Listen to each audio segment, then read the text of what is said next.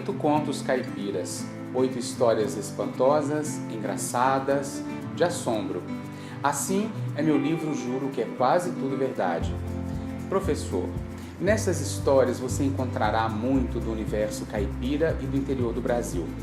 São contos de minha autoria que apresentam traços e aspectos de nossa gente, de causos de antigamente que já estão quase que todos perdidos, da invencionice cabocla e do humor que nos caracteriza.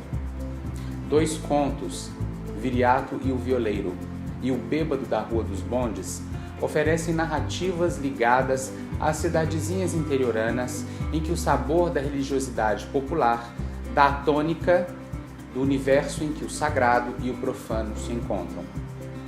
O mesmo ocorre em A Onça que Quis Comer o Padre, variante de um conto popular em que bichos e gente se entendem. 3 contos trazem personagens femininas bastante proeminentes. A Índia Branca, que virou a Lua, o qual demonstra a miscigenação entre a imaginação ibérica e a indígena. O Noivo de Sinhá Maricota, baseado no relato de contatos imediatos com alienígenas, que certa vez ouvi de uma moça em Minas Gerais, e A Mulher que Queria um Bicho de Estimação. Este último, em tom de pura caboclice, nos diverte com uma jovem recém-casada que, morando nos ermos de uma roça, deseja a todo custo um bicho de estimação. E logo o marido lhe arruma um estranho gato preto que costuma desaparecer e voltar com objetos preciosos. O mistério presente nos contos anteriores cede lugar à fabulação de Presente de Inglês, que diz respeito ao período em que os ingleses se instalaram em Minas Gerais para espalharem estradas de ferro pelo estado afora. E por meio de uma fotografia amarelada, um mineiro vai se apaixonar pelo desconhecido mar e viajará ao Rio de Janeiro. Lá terá um encontro inusitado. O livro finaliza com um mini-conto piquititinho, que é quase uma história de pescador. Professor, estes textos são muito importantes para que valorizemos junto aos nossos alunos nossa terra, nossas variadas expressões culturais e tradições. Ainda que vivamos em um mundo interconectado por aparelhos os mais variados, as boas histórias não podem ser esquecidas. Muitas delas eram transmitidas oralmente. Este livro brinca com essa possibilidade. São todos contos que criei pensando em estimular os jovens à leitura e ao encanto das palavras.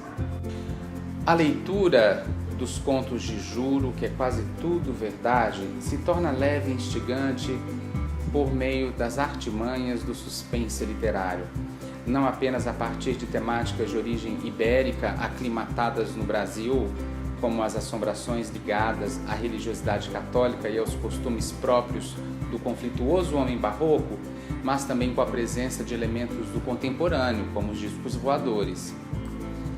O livro conversa com um corolário de obras tradicionais do fantástico que nos chegaram pelas portas europeias e proliferaram de certa maneira nos autores brasileiros do século XIX, XX e XXI. Considerando na mesma trilha de Jorge Luis Borges que toda a literatura é fantástica, da qual o chamado realismo seria não mais do que um mero hiato perdido entre mitos, lendas e fábulas, Juro que é quase tudo verdade tem uma reconhecida estrutura formal de apresentação do conto fantástico, aquela em que o leitor entra pouco a pouco no enredo mediante a criação de um clima de mistério.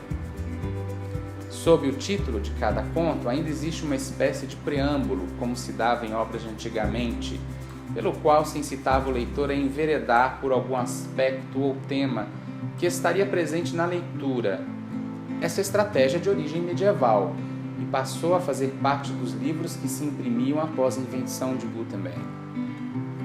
Por exemplo, O Noivo de Sinhá Maricota, de como a solteirona do arraial se livrou das dezenas de afilhados que a vida lhe dava, causo 100% verdade da metade até o final.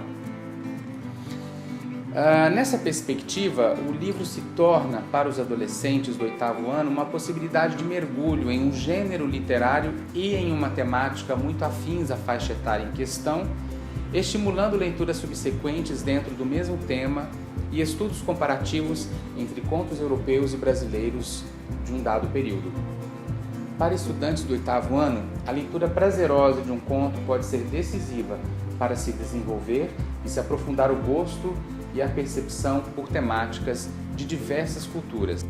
Juro que é quase tudo verdade remonta às boas histórias que ouvimos em volta do fogão a lenha ou de uma fogueira durante a noite, sobretudo da boca de antigos contadores de causos e de violeiros inspirados.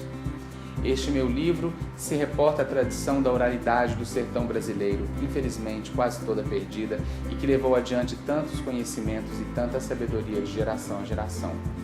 Espero que meu livro também haja como uma obra estimulante para a escrita de contos e textos menores por parte de alunos jovens e que possam se identificar com os enredos de mistério e de suspense.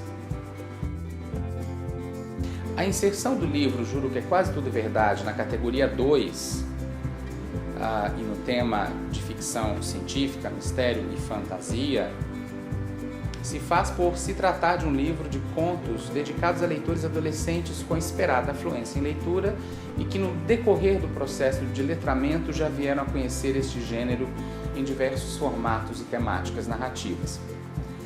Além disso, considera-se o leitor do 8º ano em plena adolescência como alguém que vive a intensidade das descobertas de todas as ordens, afetivos sexuais, comportamentais, sociais e estético-culturais.